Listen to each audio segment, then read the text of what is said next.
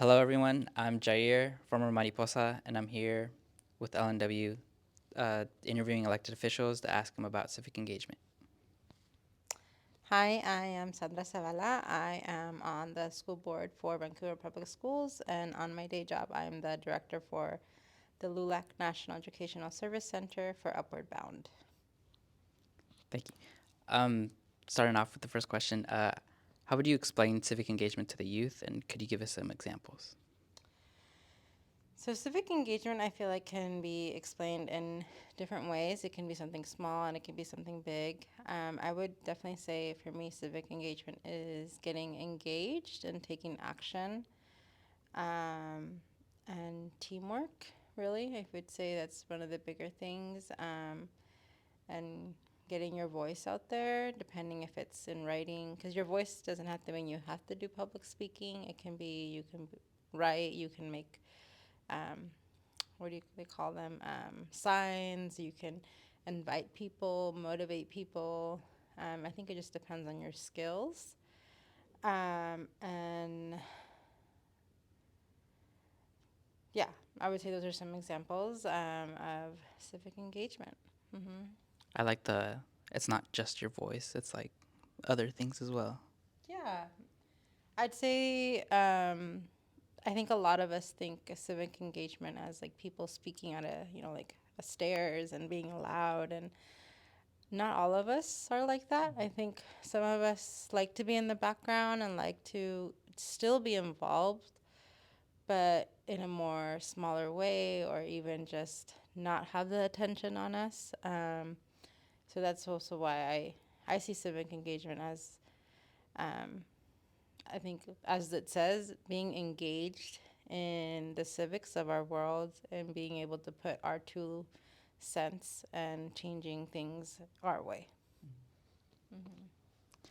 What local boards, commissions, or advisory committees are available for youth to join? So, my understanding is that there are a lot of youth boards or committees. I know that at the city level, they're trying to create a youth committee to the city council, so like a youth council.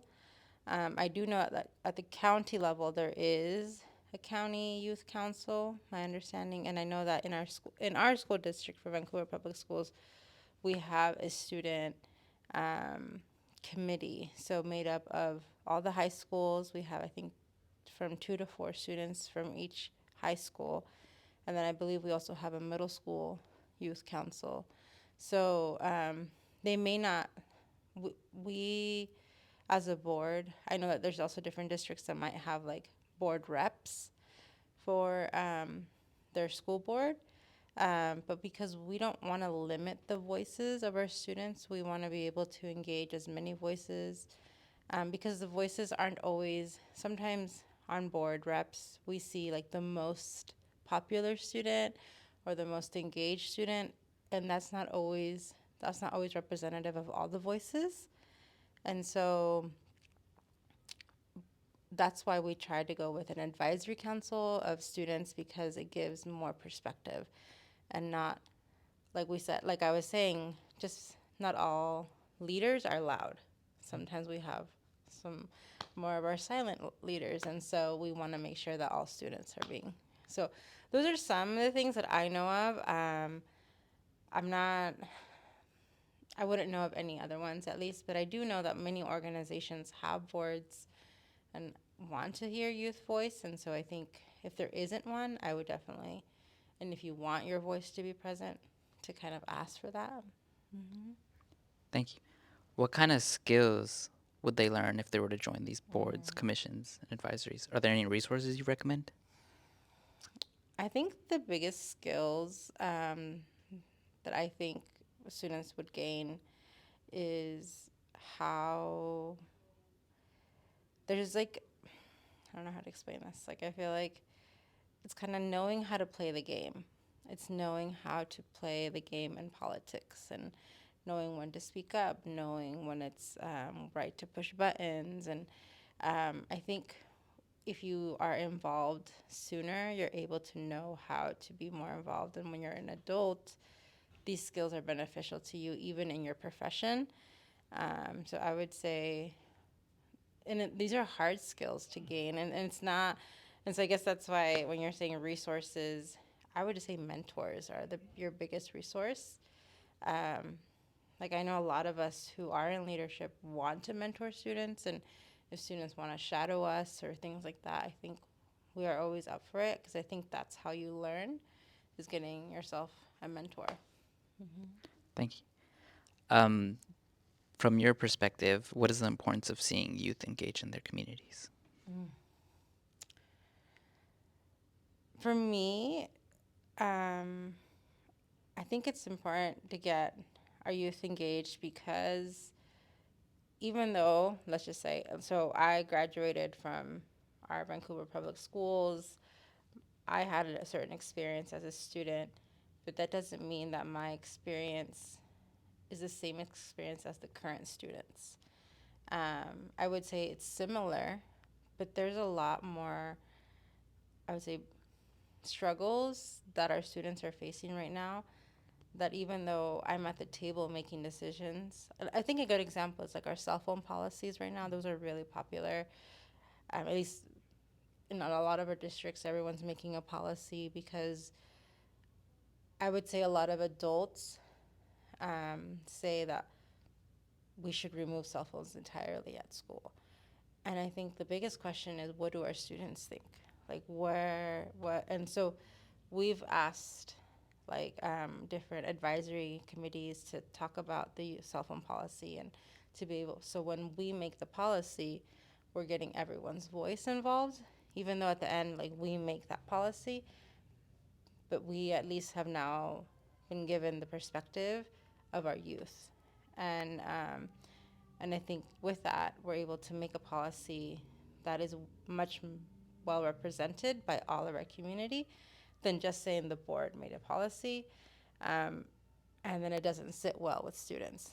So it's just, I think it's always important to, I don't know, to engage our students in that way because it does make a difference when there is something that's not going well and the youth speaking up. I think um, if you're involved in the media and watching it, we've had some student walkouts. That's civic engagement. I mean, that in itself is civic engagement. Like, they don't have to say anything. They're literally just walking out of school and making a statement.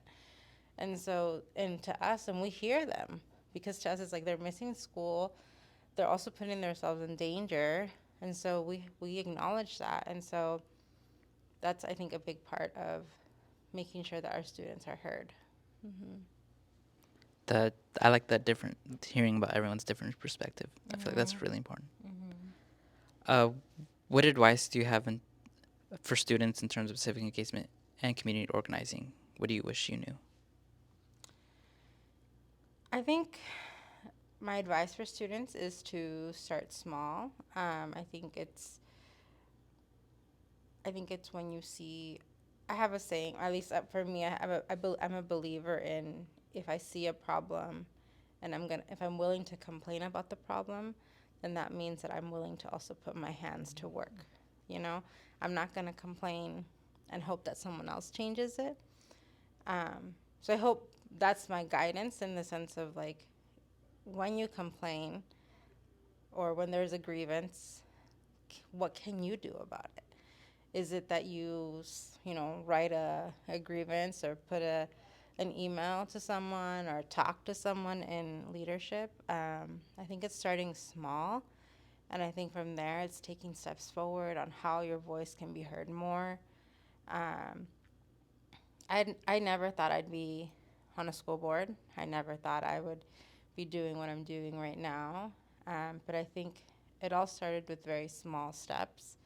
When I was in high school, I was part of the ASB leadership. I wasn't like on the board, but I was on like the little task force. And so I loved making posters. I loved just being involved. And I think even though at that time I didn't see myself as a leader, but I wanted to be involved. I wanted to make changes. I wanted to have fun. Um, and I think that's another part, is like, civic engagement doesn't have to be boring. I think it is fun when you're doing it. And So those are things that I, now looking back, like I wish maybe I would have taken more leaps to maybe be on, like be the ASB president, to be to these areas that I didn't think I was worthy enough. And so that would be my, I guess, suggestion, is to start small, to I think getting involved in the things that you see, and depending on the community that you're in. That kind of goes on to our next question. Are you available to meet with youth who are interested in civic engagement activities? If so, how could they reach out to you? Yeah, of course. I'm always willing and always available. I think they can reach out to me via email. They can. I also have my social media as well. I also run photography on the side, and so I use that a lot as my social media. But I think I'm always willing to help students and being able to connect them to maybe mentors, or just even giving them some words of guidance. So yeah. Thank you so much, Sandra. Thank you, everyone who's watching, and then be sure to check out more community civic engagement interviews. Thank you.